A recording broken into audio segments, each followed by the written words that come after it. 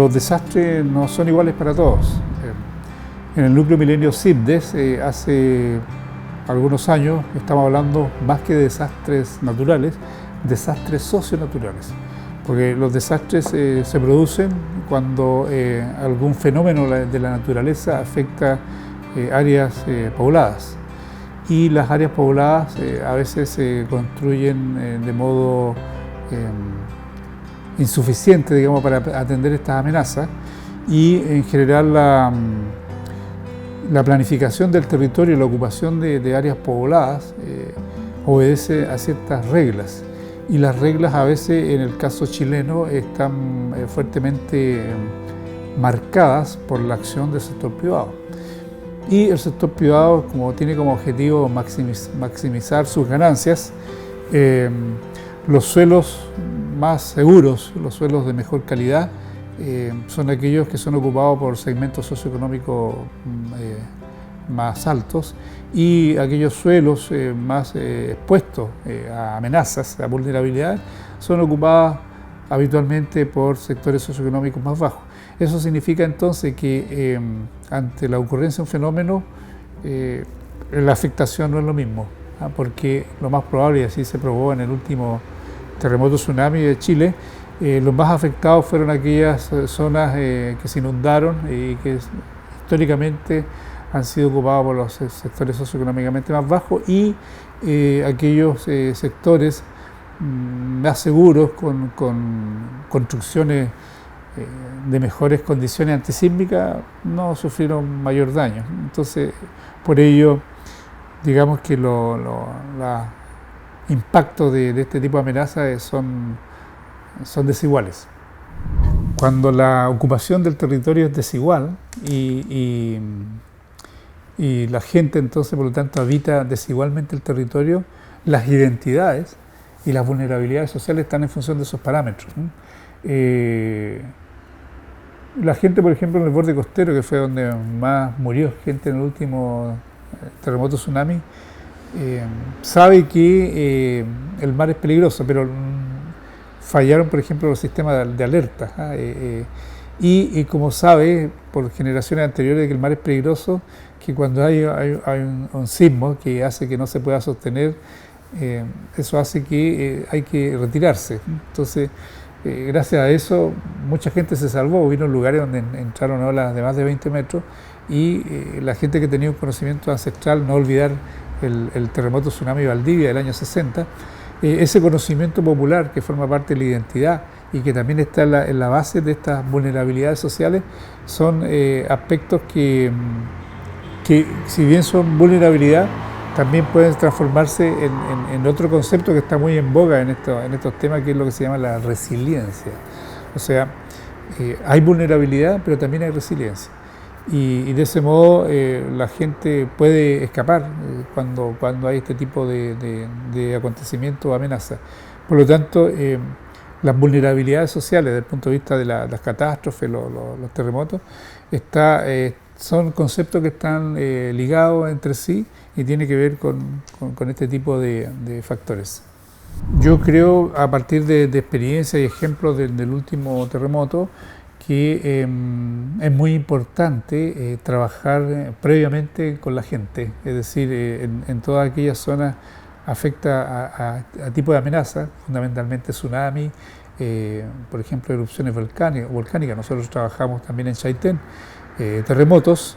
Es posible saber, según la posición en que se encuentra la comunidad, a qué amenazas pueden estar afectadas. Por ejemplo, Valparaíso, con el tema del incendio, ¿cierto?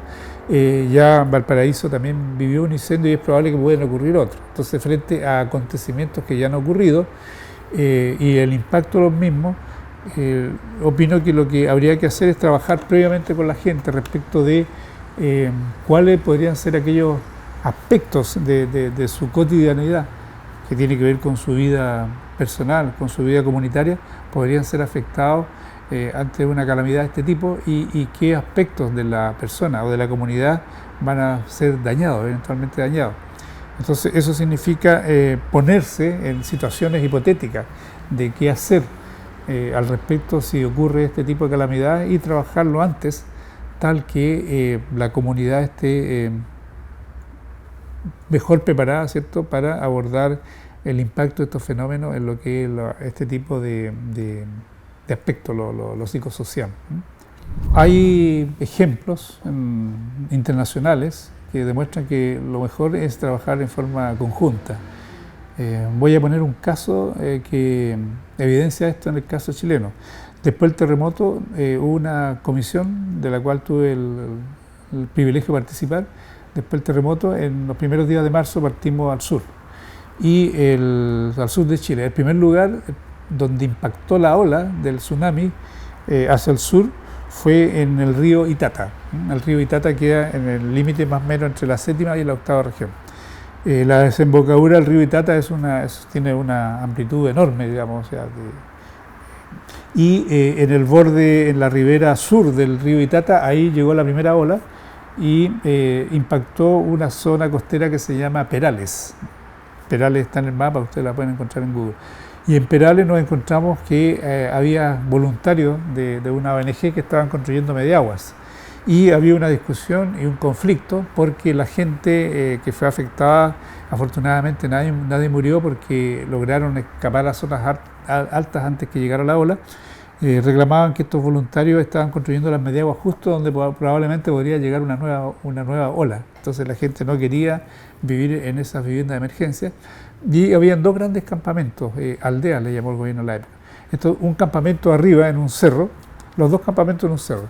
Y visitamos este primer campamento de la gente que estaba discutiendo con estos jóvenes y nos dimos cuenta que era un campamento muy bien organizado. O sea, estaban organizados en comités que atendían los niños, comités que atendían los jóvenes, los dirigentes que discutían con las comisiones que venían de afuera y negociaban. Ellos se habían instalado en un predio particular, se lo habían tomado simplemente porque decían que ese era un lugar muy seguro, de hecho era muy seguro porque estaba en una parte muy alta.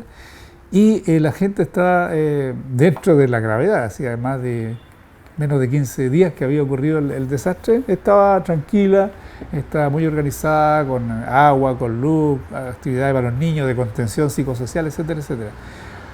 Y ellos nos plantearon, la gente, que la mayoría de ellos eran algueros, eran recolectores de orilla del mar, esa era su economía de subsistencia, pero la mayoría de ellos adhería a una religión pentecostés. Y dado que participaban en distintas comunidades religiosas, esa comunidad religiosa de adherir a una utopía religiosa era un factor de cohesión. Y en función de ese factor de cohesión por año estaban organizados y sabían cómo trabajar con los niños, con los jóvenes, se querían mucho, ellos se hacían los hermanos. Entonces estaban muy bien organizados. En cambio, después fuimos a ver otro campamento, que también era el mismo lugar, donde no eran evangélicos, sino que era el resto de los laicos, no sé por así decirlo, y ahí la cosa estaba más al lote. Estaban más desanimados, más pesimistas.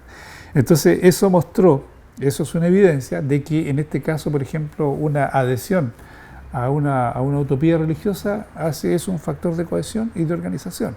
Y eso hace que se enfrente mejor un desastre, un conflicto de este tipo, existencial, que te remueve todo. O sea, ellos quedaron sin nada, perdieron todo. Pero sin embargo, estaban con mucha energía. Eso muestra que abordar esto de forma comunitaria, organizada, tener alguna especie de estatuto, no sé, un club deportivo, alguna utopía, hace que se enfrente mejor el panorama. Y hay numerosos ejemplos de la literatura que indican que eso es así.